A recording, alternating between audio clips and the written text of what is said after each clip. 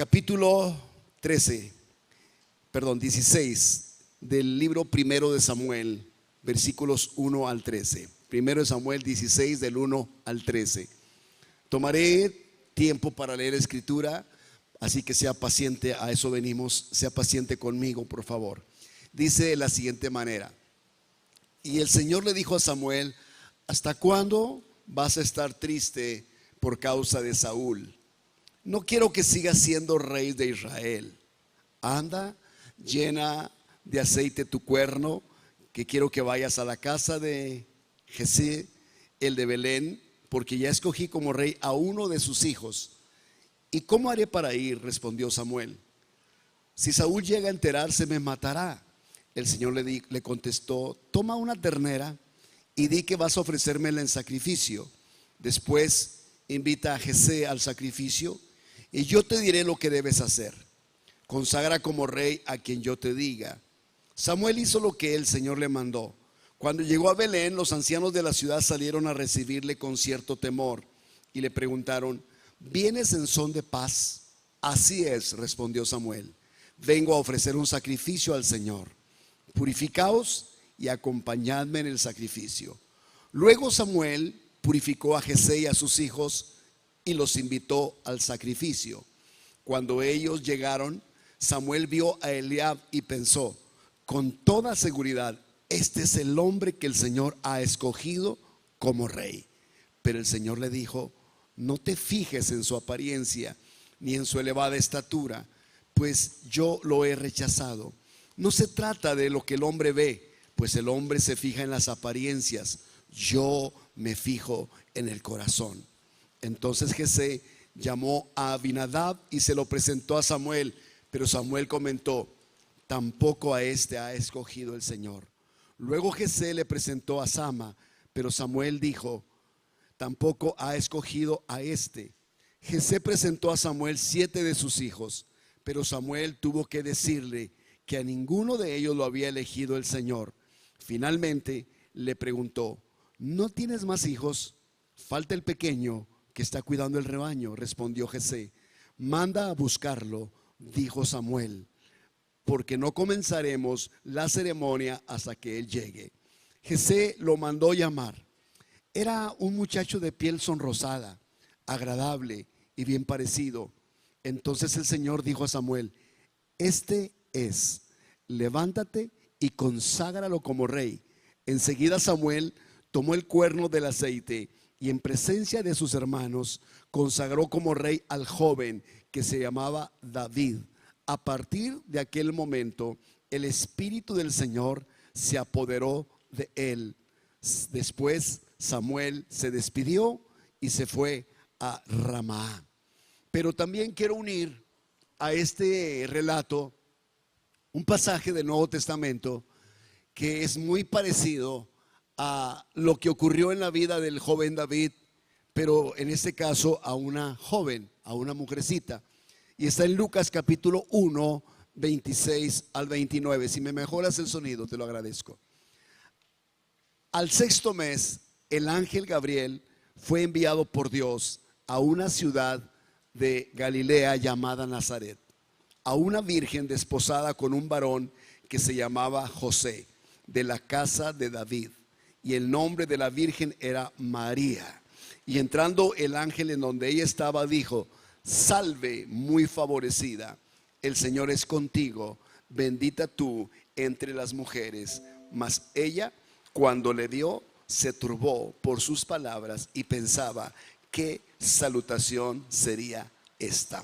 Padre, gracias por la palabra, gracias por tu escritura, Señor. Es tu voz, es tu vida para nosotros. La recibimos en el nombre de Jesús. Amén y amén. Intitulé este corto mensaje: mi prioridad, el resto de la humanidad. Porque para el creyente hay 5 prioridades básicas que uno debe cuidar, mantener y actuar en base a ellas. La primera de ellas es Dios. Diga conmigo: Dios. La segunda de ellas es uno mismo. Diga: yo mismo. La tercera de ellas es la familia. Diga: la familia. La cuarta de ellas es la misión. Y la quinta de ellas es el trabajo. Para que el creyente pueda crecer correctamente en Cristo Jesús, necesita apegarse a cumplir estas 5 prioridades. Cuando una de estas prioridades es intercambiada, es movida del lugar, en la vida del creyente hay una desestabilización, hay un desequilibrio. Por lo tanto, debemos cuidar siempre de que Dios sea primer lugar en nuestra vida, cuidarnos nosotros, cuidar nuestra familia, cuidar la misión y también tener un trabajo y cuidarlo. Esas 2 cosas, esas 5 cosas son importantes para nosotros. Y hoy quiero hablar como prioridad la 4ª prioridad, que es la misión. Quiero hablar un poquito sobre eso. Y leyendo el texto sagrado de Samuel, del profeta Samuel en su primer libro, acerca de cómo el joven David fue ungido como rey, pienso que pasa lo mismo que ha pasado a cada uno de nosotros en ciertos momentos. Ayer, por ejemplo, cuando planeaban mi nieta junto con el equipo de trabajo organizarle a mi esposa un festejo, había un plan muy complicado, de pronto, con tiempos, con horarios. Era como para darle seguimiento a un reality así en vivo, porque todo estaba programado perfectamente y eran ciertas cosas que ocurrieron durante el día desde que amanecimos. Y la idea era que cuando ella llegara a nuestra casa, que es casa de ustedes también, ella se sorprendiera al saber que había algo preparado para ella en celebración a su cumpleaños. Y eso era un asunto sorpresivo. Y yo siempre he dicho, a mí personalmente no me gustan mucho las sorpresas, y tampoco a mi esposa le gustan mucho las sorpresas. Le gusta sorprender, pero no le gusta ser sorprendida, porque somos de los que nos gusta: dime qué es lo que vas a hacer y dime el plan. Queremos conocer el plan. Aquí empezamos y acá terminamos. Eso nos encanta, tener un plan y apegarnos a ese plan y saber qué viene después. Cuando no sabemos qué viene después, nos estresa muchísimo. Entonces las sorpresas son muy interesantes. Y finalmente ya todo salió muy bonito, muy lindo, y fue algo muy sorpresivo. Ahora, ¿cómo sería la vida del joven David siendo cuidador de ovejas, las ovejas de su padre Giezi? Estoy leyendo una versión bíblica que es Dios habla hoy. Por eso quizá el texto es poquito diferente a lo que ustedes están leyendo, lo que está acá en pantalla. Pero ¿cómo sería la vida de él? Levantarse temprano como pastorcillo de ovejas, tomar su morral, hacerse de su pequeña arpa o lira o decacordio y salir al campo guiando las ovejas, él por delante tocando su flauta o simplemente chiflando o entonando alguna canción improvisada, y finalmente llevar las ovejas al pastizal y quedarse allá esperando que las ovejas terminen de comer su jornada y luego regresar después al aprisco de su padre Giezi. Eso fue todos los días. Pero uno de esos días inesperados, sorpresivos para él, resulta que lo mandan traer antes de que la jornada de pastor se termine. Y cuando va su hermano y le dice: ¿sabes qué? Mi papá te requiere en la casa, dice que vayas para allá. Pero las ovejas, ¿qué hago con ellas? Déjalas aquí, olvídate, él te requiere allá. Y que el joven David regresó corriendo apresurado para ver qué quiere su padre. Y que entra a aquel lugar y encuentra que en la sala de su casa, en aquella pequeña aldea llamada Belén, ahí está su padre Giezi o Jesé, y están sus hermanos Abinadab, Eliab, 7 hermanos que son unos gigantones, unos hombres enormes con una musculatura imponente. Cualquiera diría: estos van a ser gladiadores, son candidatos para ser reyes. Sin embargo, cuando el joven llega, se sorprende tanto porque hay una reunión de familia, pero hay un extraño invitado en la casa, y ese es el profeta Samuel. Y aquel anciano Samuel se queda observando al jovencito, y una sonrisa esboza en su rostro. Es que escuchó la voz de Dios que le dijo: este es, úngelo, él es el próximo rey de Israel. Estás frente al rey más importante de todos los tiempos de la nación judía. Y en ese momento toma el cuerno de aceite, lo vierte sobre él, y David, el jovencito de rostro sonrojado, de cabello rubio, de buena apariencia, buen parecer, pero pequeñito, insignificante, no causaría daño a nadie. Posiblemente este jovencito se convierte en ese momento en el futuro rey de Israel. Espiritualmente tomó eso, aunque posicionalmente todavía no estaba en el trono, pero Dios ya lo había visto. Así que Dios lo sorprendió con una elección, lo sorprendió con una unción tan poderosa, y David quedó posiblemente anonadado de aquel evento, y quizás no entendió todo el significado de esa ceremonia. Pero para Samuel era muy importante no empezar la ceremonia de ungimiento hasta que estuviese el último hijo de Jesé. Él pudo haberse equivocado y pudo haberse guiado solamente por la apariencia, y Dios le dijo: no te guíes por la apariencia. El hombre mira lo que está frente a sus ojos, pero yo miro el corazón. Entonces Dios nos sorprende de vez en vez. Le encanta sorprendernos cuando de pronto hace cosas como esta. Y cuando el jovencito fue ungido, David regresó una vez más a cuidar ovejas. Él no fue al palacio, él no se sublevó a su padre diciéndole: ya soy el rey, papá. No cambió su corazón con respecto a sus hermanos. Él siguió respetando la autoridad de la mayoría de edad de ellos, y David siguió cuidando ovejas. David fue fiel a lo que él sabía hacer y lo que su padre le ordenaba. Pero esa sorpresa fue muy importante en la vida del joven, porque Dios, al ungir a David, no estaba mirando solamente por el jovencito, estaba mirando por una sociedad corrompida.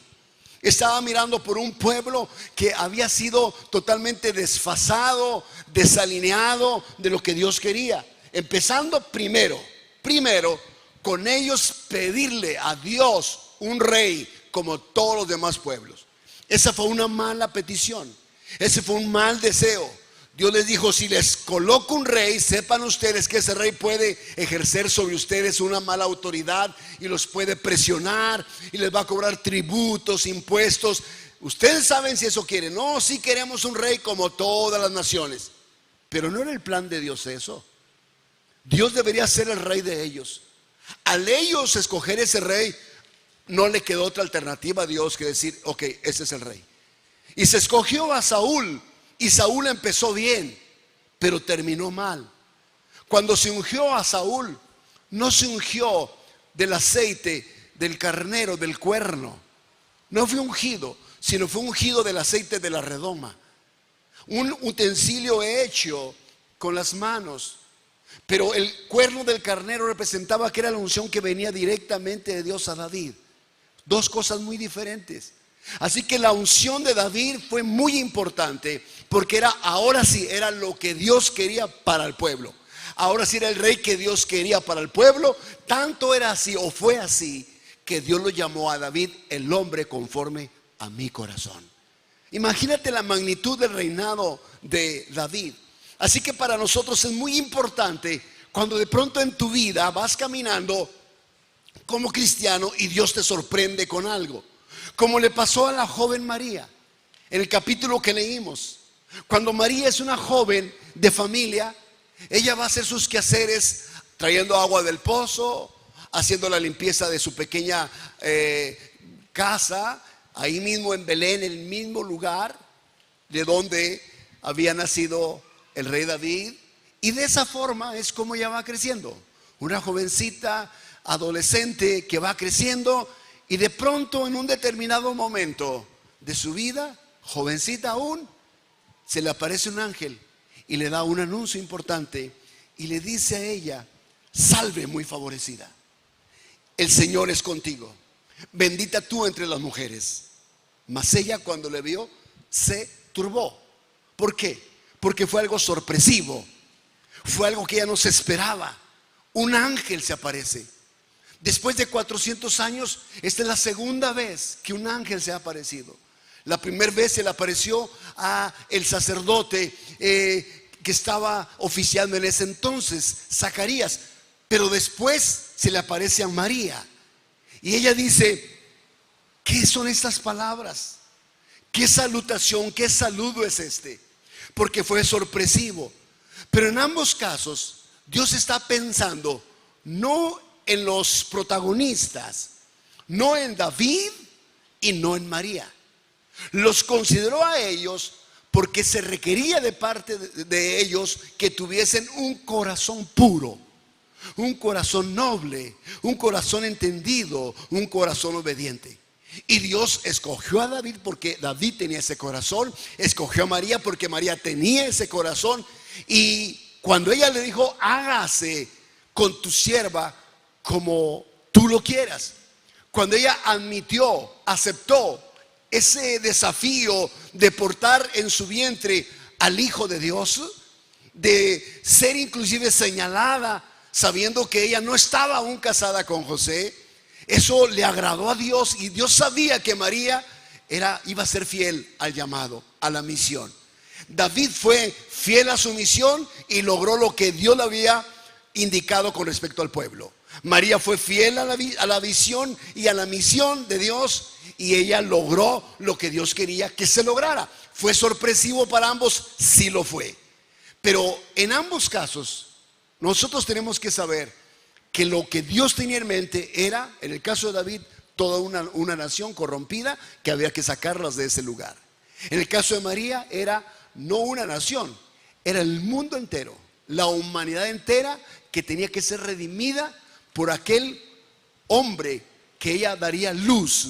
Ese hombre que llegaría a redimir a las naciones de la tierra con su preciosa sangre. Siempre fue pensar en la misión, no pensar en la persona que iba a cumplir la misión. En el caso nuestro, tenemos una misión, y nuestra misión y prioridad debe ser, después de haber tenido y cumplido con nuestra primer prioridad, que es Dios, tú, tu familia, la cuarta es tu misión. Es decir, ¿qué va a pasar con la humanidad a su alrededor?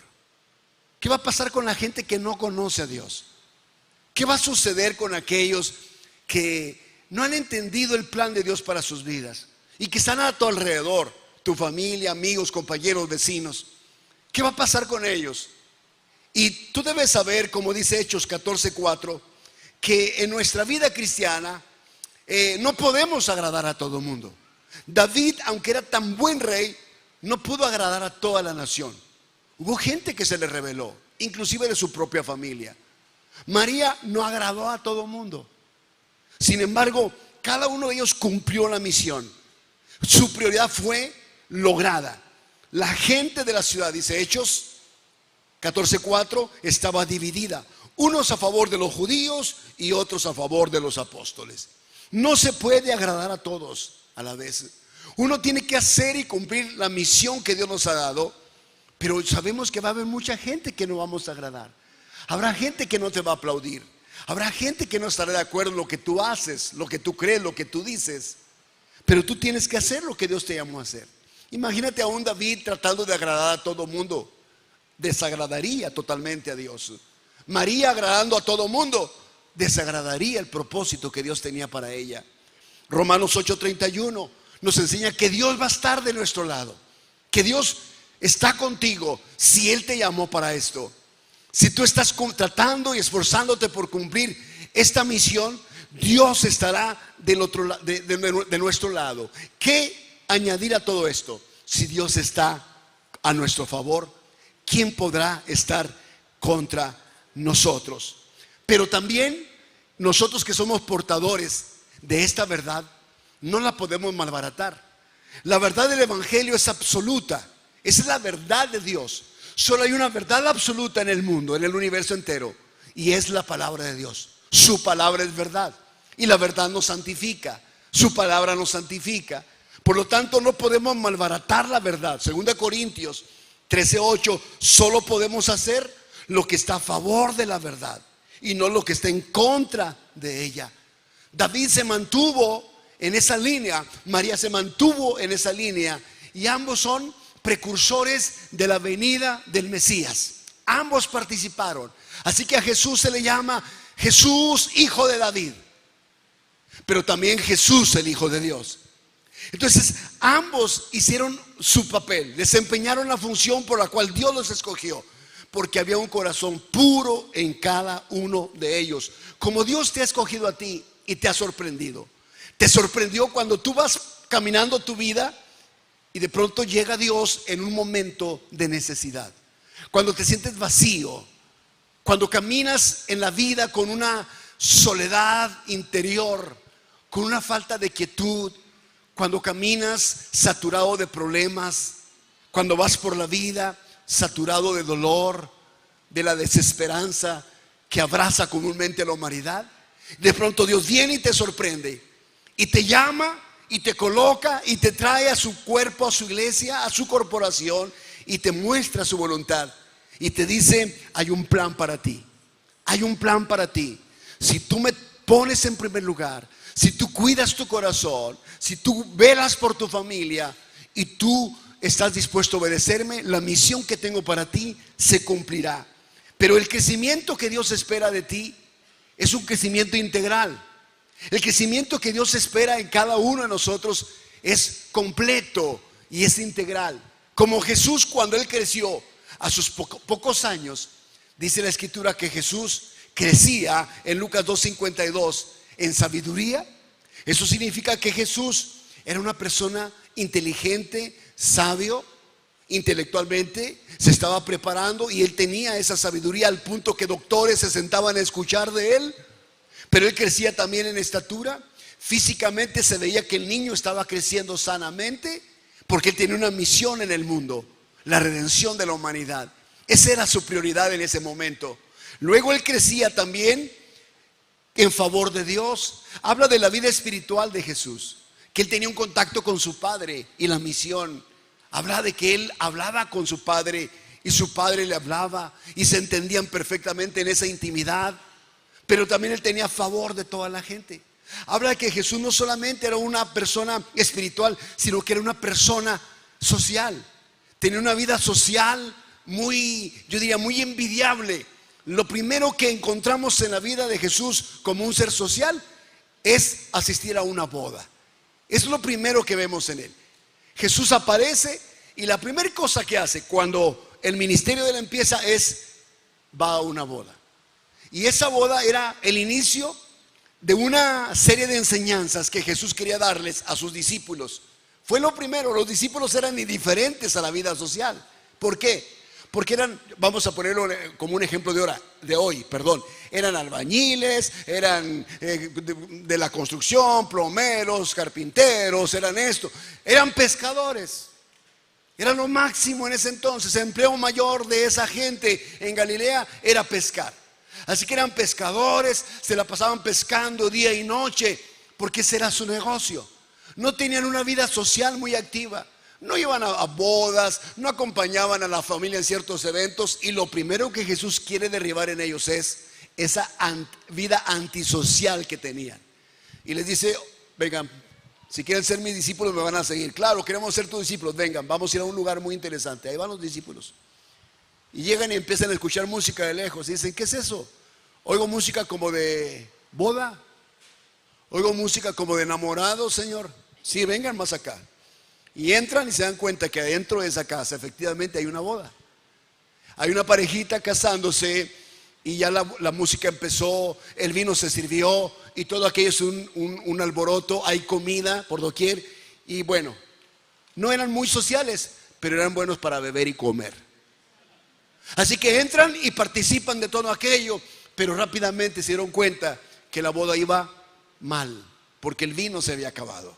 Así que Jesús hace su primer milagro, convirtiendo 6 tinajas de agua en vino de una calidad excelente, que estaba sorprendido el maestresala cuando lo probó. Y entonces todo aquello volvió otra vez a tener un fulgor, una efervescencia, una alegría, un gozo. Y la boda no se cebó. La boda siguió su curso y todo fue una noche maravillosa. Ok, eso es lo que Jesús quería enseñarles a ellos.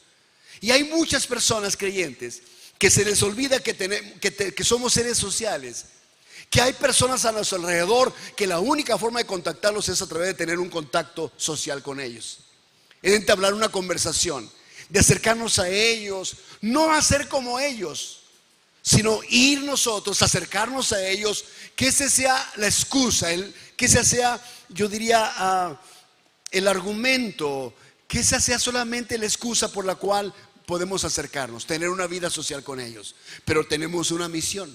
La misión nuestra va por encima de esto. Pero Jesús, al menos en esa ocasión, les enseñó que eso era muy importante. Pero los discípulos no se perdieron. Jesús salió de ahí de la boda y los discípulos le siguieron. Ninguno se quedó en la boda. Ninguno se quedó al siguiente día de fiesta. Ninguno se amaneció. Ninguno siguió en la farra. Nadie tuvieron una trasnochada. No, ellos se fueron con Jesús porque entendieron. El problema de muchos creyentes es que cuando se trata de socializar, van a estos eventos y al rato el que hace el show es el creyente. Es el hazme reír de la fiesta. Y se convierte en un bufón y una burla de todos los demás y una vergüenza para el evangelio. Pero él debe saber que va con una misión. Tampoco es un aguafiestas. Tiene la actitud de fiesta, pero no de aguafiestas ni apagafiestas. Y cuando termina todo aquello, que es hora de retirarse, él dice: gracias, me encantó, estuvimos muy bien en todo esto, los felicito, gracias. ¿Saben qué? Me gustaría tener una plática mañana, pasado, tener un café. Los invito a tomar un café, a los anfitriones, a los amigos en la mesa. Y entonces ahí empieza tu misión. Ahí empieza aquello por lo cual Dios te colocó en ese lugar. Y de esa forma estás cumpliendo esta cuarta prioridad en tu vida. Pero tienes que saber que debe haber un crecimiento integral: espiritual, intelectual, físico, ejercitarte, pero también social.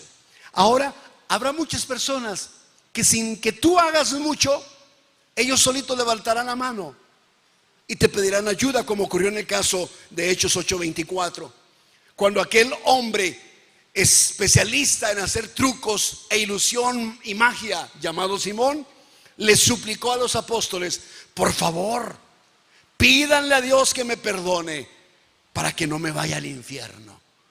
Habrá mucha gente que hará esto, que ellos solitos levantarán la mano y dicen: por favor, ora por mí porque ya no aguanto esto y siento que me voy a morir. Y si me muero, ¿a dónde va a ir mi alma? Ellos saben, en su interior saben perfectamente que las cosas en su vida no están bien.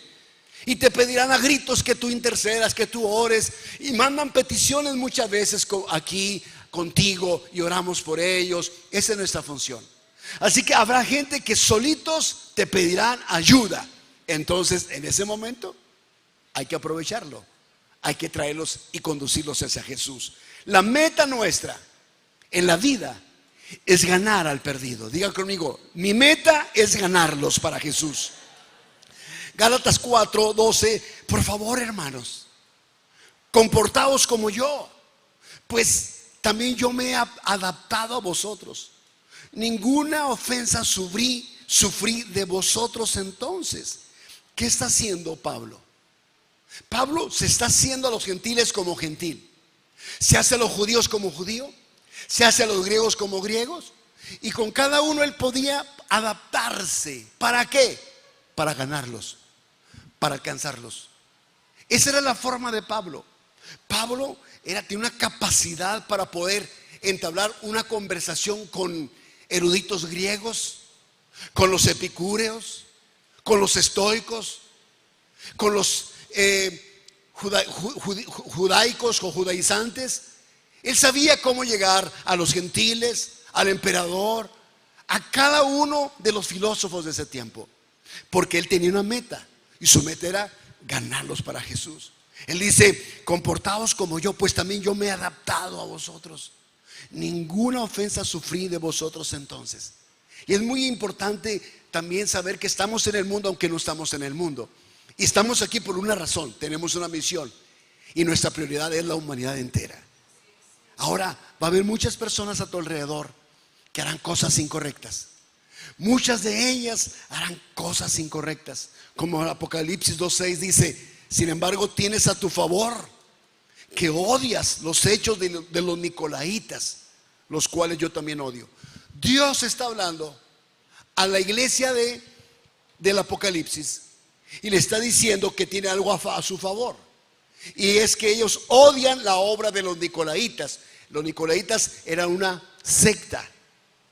Y ese odio hacia los hechos de los nicolaítas era bien visto por Dios. Noten que Dios permite el odio a los hechos abominables de muchas personas. Pero odiamos los hechos, pero nunca odiamos a los hacedores de esos hechos. Nuestra función no es odiar a aquel que no piensa igual que nosotros, aquel que es diferente en su doctrina. Nuestra función es amar a ellos. Nuestra misión es amar a todos, pero aborrecer los hechos infructuosos de las tinieblas. Es no aceptar los hechos de muchos de ellos, pero amar a la gente. Ese fue el corazón de Jesús. Jesús amó a todos. Él amó inclusive a los saduceos, que eran terribles en su doctrina. Él amó inclusive a los escribas. Amó a cada judío. Amó a cada persona que inclusive fueron sus opositores y detractores. Él amó a todos, pero no amó los hechos de ellos. Él confrontaba los hechos de estas personas diciéndoles: hipócritas, generación de víboras. Él les decía: sepulcros blanqueados, pero eran los hechos de ellos. Pero él siempre amó. De lo contrario sería una mentira. Juan 3:16: de tal manera amó Dios al mundo, que dio a su Hijo unigénito, para que todo aquel que le cree no se pierda, mas tenga vida eterna. Entonces él amó a todos. Tú amas a todos. Tú amas a ese vecino que no te deja dormir con su sonido a altos decibeles. Tú amas a ese jefe en las líneas de trabajo. Tú amas a ese compañero que es de pronto insoportable. Tú amas a todos, pero no amamos sus hechos. Y eso es algo que en nuestra vida debe permanecer muy claro. Termino con esto que está en Marcos 2:3-5. Entonces vinieron a él, es decir, a Jesús, unos trayendo un paralítico que era cargado por 4. Y como no podían acercarse a él a causa de la multitud, descubrieron el techo de donde estaba Jesús. Y haciendo una abertura, bajaron el lecho en que yacía el paralítico. Al ver Jesús la fe de ellos, dijo al paralítico: hijo, tus pecados te son perdonados. ¿Qué es lo que va a pasar cuando tú te encuentres con personas que necesitan un milagro de parte de Dios? Aunque la parálisis espiritual en el alma y mental es mucho más fuerte y más dañina que la parálisis física. Es de muchas repercusiones más dolorosas que el hecho de no caminar con tus propios pies. Sin embargo, el ejemplo del paralítico es dado a nosotros para entender el poder de Jesús de perdonar los pecados con la misma facilidad como sanar a un enfermo.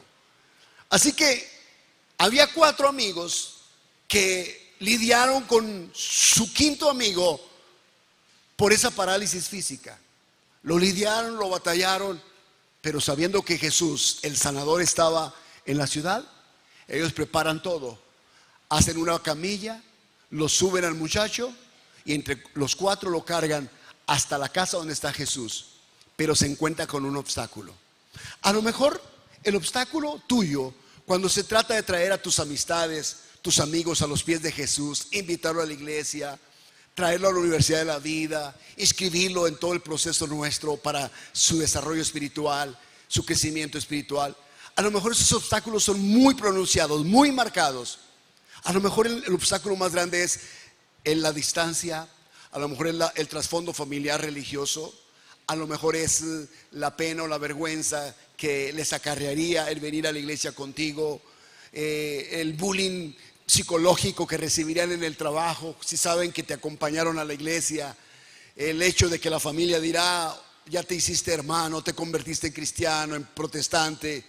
Entonces hay obstáculos en la vida. Para otros será el dinero un argumento, para otros el transporte, las distancias, el tiempo, el horario, para otros el trabajo que tienen. Bueno, ¿cuántos obstáculos uno tiene antes de lograr que una persona pueda venir a los pies de Cristo? Para ellos había muchos obstáculos. Su amigo no caminaba, su amigo tenía muchos años así, había una distancia muy larga de ahí a la casa donde estaba Jesús predicando. Llegan a la casa está saturada de gente, está apretadísima la casa, hay gente por fuera escuchando por las puertas y las ventanas. Así que no hay forma de entrar a donde está Jesús. Todo el mundo quiere su milagro, todo el mundo está buscando su milagro y todo el mundo ve por uno mismo. Pero en la 4ª prioridad que yo estoy hablando, que es la humanidad, la misión que yo tengo aquí, uno se tiene que negar a sí mismo. Uno renuncia a sí mismo. Uno se anula para poderle dar un lugar al otro. En el caso de ellos, ellos se anularon a sí mismos. Ellos vinieron con un amigo enfermo y ellos buscaron el bienestar de su amigo antes que su propio bienestar. E invirtieron muchísimo, no solamente en tiempo, en dinero, porque se ingeniaron. ¿Qué hacemos? ¿Cómo le hacemos? El maestro está adentro, todo está saturado, no hay forma de llegar. Nadie nos dejará entrar a donde él está. Alguien dijo, ¿ya sé dónde? Por arriba, por el techo. ¿Pero cómo? Sí, subamos la pared, abramos un boquete y bajemos a nuestro amigo. Y que quede justamente donde está el Mesías. No habrá opción. El Mesías lo mirará bajar y hará el milagro. Y así lo hicieron. Jesús está predicando y enseñando a su manera. Me imagino Jesús hablando en ocasiones fuertemente, confrontando el pecado de la gente con amor. De pronto en la playa, en el Monte de los Olivos, a lo mejor en las plazas, en las calles, en la sinagoga. Pero en esta ocasión está en una casa y está tranquilamente parado, observando a todo su público, gente necesitada. Entre ellos hay ciegos, entre ellos hay personas con espíritus inmundos, entre ellos hay personas pecadoras, entre ellos hay personas que llevan doble moral, ahí hay religiosos y ahí hay personas bien intencionadas, hay niños, hay mujeres, hay hombres, hay ancianos, hay viudas, hay mucho tipo de personas muy necesitadas. Hay personas que quieren escuchar de Jesús algo nuevo, algo diferente a lo que han escuchado en las sinagogas y están asombrados con la doctrina nueva de Jesús. Pero Jesús, cuando Él está hablando, Él tiene en mente un plan. Y es que en esa casa, a cierta hora, el techo empezará a desprenderse, paja empezará a caer, un poco de guano empezará a caer. Estiércol de caballo, de mula, de asno y de camello empezará a soltarse. Con ello lodo, y dentro de unos minutos un hombre en una camilla va a descender a ese lugar. Y Jesús sigue alargando la plática mientras los amigos están haciendo todo este trabajo, hasta que finalmente Jesús empieza a sentir que tierra cae en su cabeza. Y Él sigue hablando y nada lo inmuta, hasta que finalmente el boquete se abre, la luz entra e ilumina el rostro de Cristo. Ahora el rostro de Jesús está profundamente iluminado, es brillante. No solamente es brillante en la esencia física por el fenómeno de la luz solar, sino que hay en él un brillo mucho más poderoso. Está a punto de perdonar pecados, está a punto de sanar a un enfermo, a un paralítico, frente a mucha gente que no tiene la fe de estos cuatro amigos. Cuatro amigos que tienen en mente muy clara la prioridad número 4, que es la humanidad entera. Es la salvación, el perdón de los pecados de sus amistades, de sus familiares, de sus conocidos. Y ahí está Jesús. Y de pronto bajan al paralítico en la camilla. Y ahí están los amigos asomándose por la abertura, mientras Jesús lo mira allí. Paralítico, todos lo conocen, pero nadie se ocupó de él. Y mientras Jesús está hablando esas palabras, le dice algo al paralítico: hijo, tus pecados son perdonados. Y entonces los especialistas empiezan a hablar en contra de Jesús. ¿Quién es este para que perdone pecados? Solo Dios puede perdonar pecados. Otro habló y también juzgó lo que Jesús dijo. Otro también habló y entonces escuchó solamente un murmullo entre toda la pequeña población en esa casa, todos juzgando lo que Jesús había dicho. Y Jesús, sabiendo los pensamientos de ellos, lo que pensaban entre sí, dijo: ¿qué es más fácil decirle a este hombre? Tus pecados se son perdonados, o levántate, toma tu lecho y vete a tu casa. Y es la misma pregunta que Jesús te hace: ¿qué es más fácil?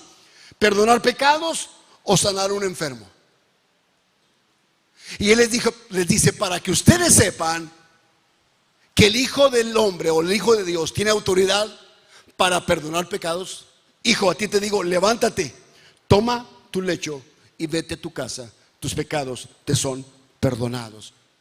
Y logró Jesús en ese momento producir 2 milagros. Uno de ellos, el más grande, que lo mencionó primero: el perdón de los pecados de la humanidad. perdonar tus pecados es algo que solamente Dios lo tiene en su haber. Es un asunto de Él. Y si Él perdona pecados, pues ¿qué le cuesta resucitar a un muerto? Si Él puede perdonar pecados, ¿qué es la parálisis física de un hombre? ¿Qué es la ceguera de otro? ¿Qué es la infertilidad de esa mujer estéril? ¿Qué puede ser imposible para Jesús? Si Él tiene el poder para perdonar pecados, seguramente ese hombre es Dios. Y Jesús estaba ejerciendo su autoridad, y esa autoridad la respaldó cuando no solamente le perdonó pecados, sino le dijo: levántate, levántate. Y el hombre se levantó. Se levantó por primera vez.